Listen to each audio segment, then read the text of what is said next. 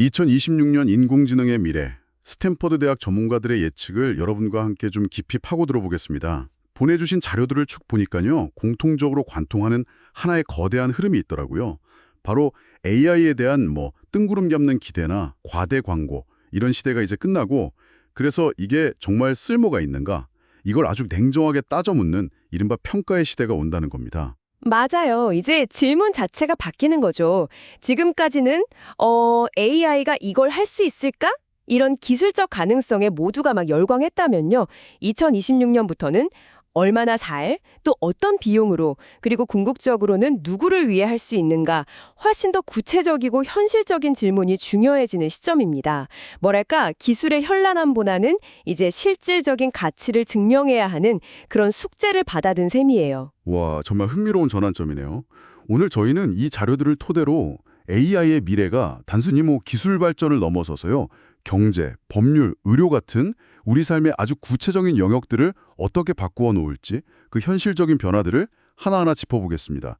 그럼 첫 번째 이야기부터 시작해 볼까요? 바로 AI를 둘러싼 거품이 빠지고 이제 현실을 마주하게 된다는 건데요. 자료에 보니까 샌프란시스코 광고판에 AI가 모든 것을 위해 항상 존재한다. 이런 구호가 넘쳐난다고 하더라고요.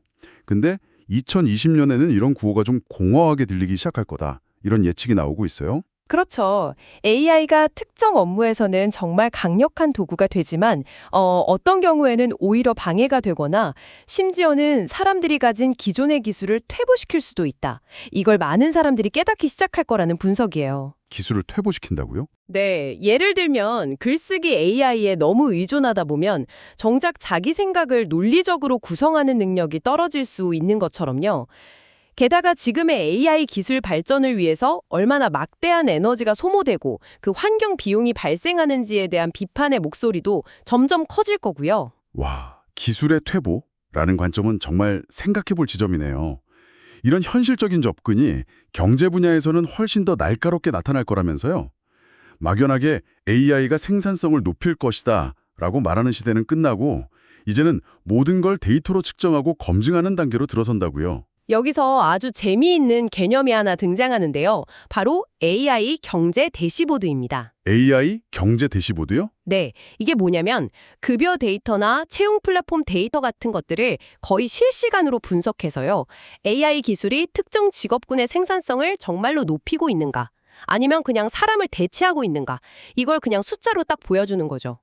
아마 이 AI 경제 대시보드라는 개념을 들으시면 내 직업은 어떨까 다들 궁금해지실 거예요. 정말 그렇네요.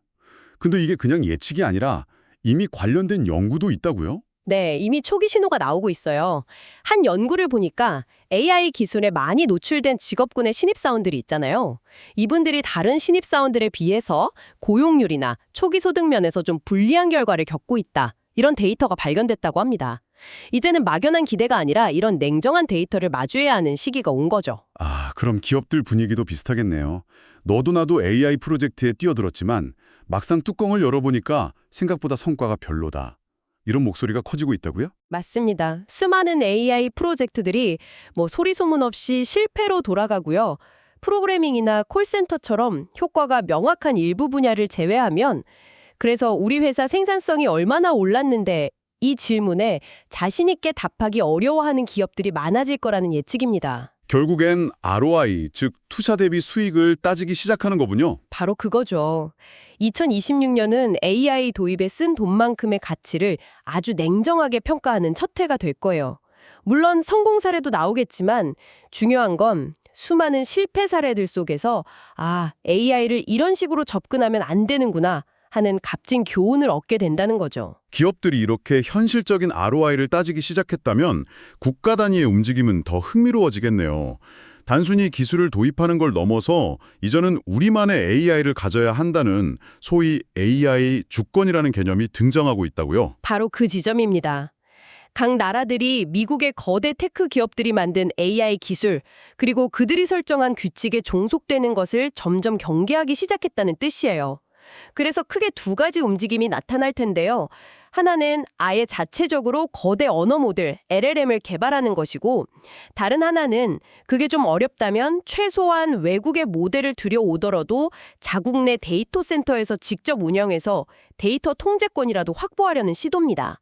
우리 국민의 데이터가 해외 서버로 넘어가는 걸 막겠다는 거죠.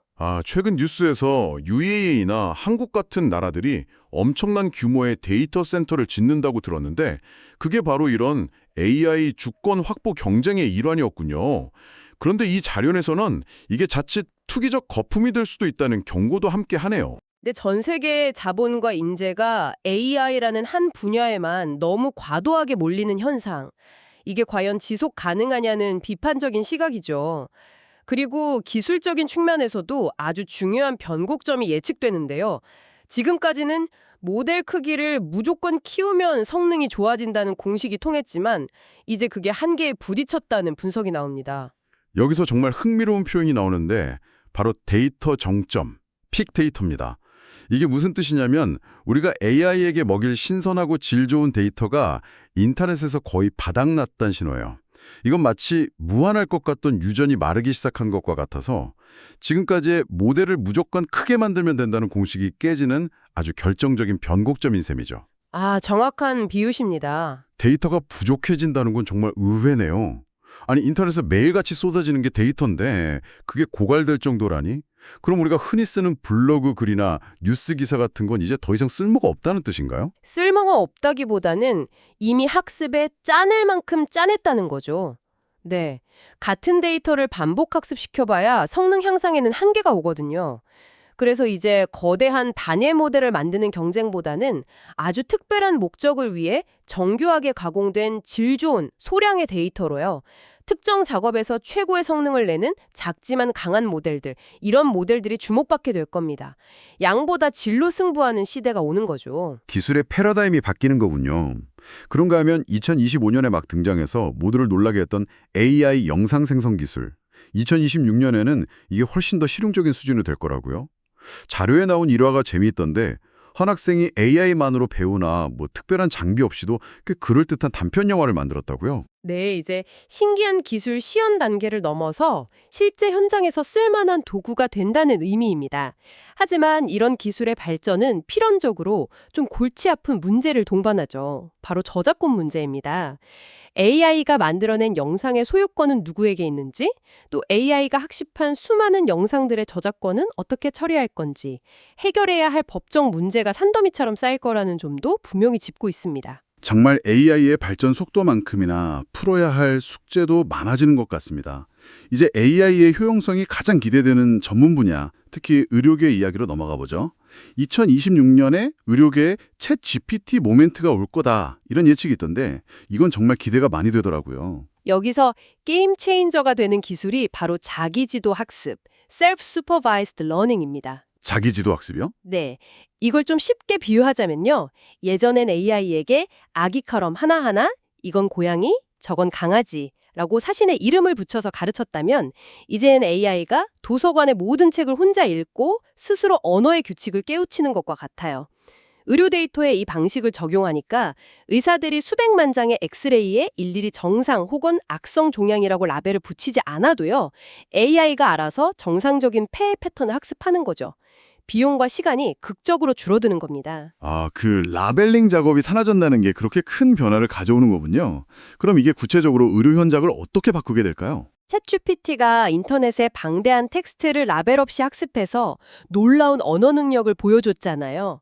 그것처럼 AI가 엄청난 양의 고품질 의료 데이터를 스스로 학습하게 되면 기존 진단 AI의 정확도가 비약적으로 향상될 겁니다. 특히 중요한 건 지금까지는 데이터가 너무 부족해서 AI 개발이 어려웠던 희귀 질환 분야예요. 이런 분야에서도 새로운 진단 도구가 등장할 가능성이 활짝 열리는 거죠.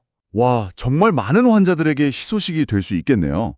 그런데 과학이나 의료 분야에서는 AI가 답을 맞히는 것만으로는 충분하지 않다. 이런 지적도 항상 나오잖아요. 어떻게 그런 결론에 도달했는지 그 과정, 즉 AI의 블랙박스를 열어야 한다는 요구가 커지고 있다고요. 네, 맞습니다. 그래서 AI 모델의 내부 신경망이 어떤 데이터에 주목해서 결과를 도출하는지 분석하는 이른바 고성능 신경망의 고고학과 같은 연구가 활발해질 겁니다. 고성능 신경망의 고고학이라니. 와, 표현이 정말 기가 막히네요. 마치 AI의 뇌를 파헤쳐서 고대의 유물을 발굴하는 느낌인데요. 단순히 답이 맞다를 넘어서 AI가 어떤 생각의 경로를 거쳤는지 추적한다는 거잖아요. 이게 성공하면 정말 엄청난 과학적 발견으로 이어질 수도 있겠어요. 바로 그겁니다. AI 모델의 신경망 내부를 분석해서 예를 들면 이 AI는 이미지의 이 특정 부분을 보고 암이라고 판단했구나 하는 그 작동 원리를 파헤치는 연구가 활발해질 거라는 예측이에요. 단순히 답을 맞추는 걸 넘어 왜 그 답이 나왔는지 이해해서 새로운 과학적 통찰을 얻으려는 시도죠. 그럼 병원 같은 의료기관 입장에서는 어떤 변화가 있을까요? 수많은 AI 솔루션들이 쏟아져 나올 텐데 뭘 선택해야 할지 혼란스러울 것 같거든요. 그리고 가장 중요한 투자 대비 효과는 어떤지 등을 꼼꼼하게 따져보고 도입을 결정하게 되는 거죠. 주목구글식 도입은 이제 사라지는 겁니다. 의료 분야와 마찬가지로 법률 분야도 비슷한 변화를 겪을 거라고요? AI가 법률 문서를 쓸 수 있는가? 이 질문을 넘어서는 단계로 간다고요? 네, 얼마나 정확하게 그리고 어떤 법적 위험을 감수하고 쓰는가를 평가하는 단계로 나아가는 거죠.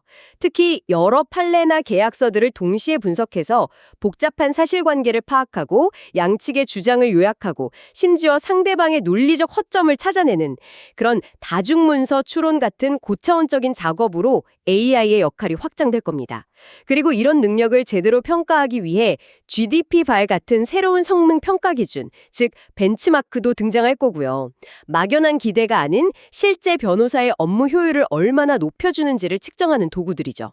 AI가 이렇게까지 고도화되다 보니까 이제는 우리가 AI로부터 정말로 무엇을 원하는가에 대한 아주 근본적인 질문과 마주하게 된다는 이야기로 자연스럽게 넘어가려요. 그렇습니다.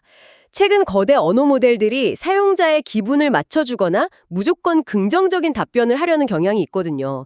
자료에서는 이걸 아첨, 사이코 팬시라고 표현했는데 이런 경향이 나타나고 있어요.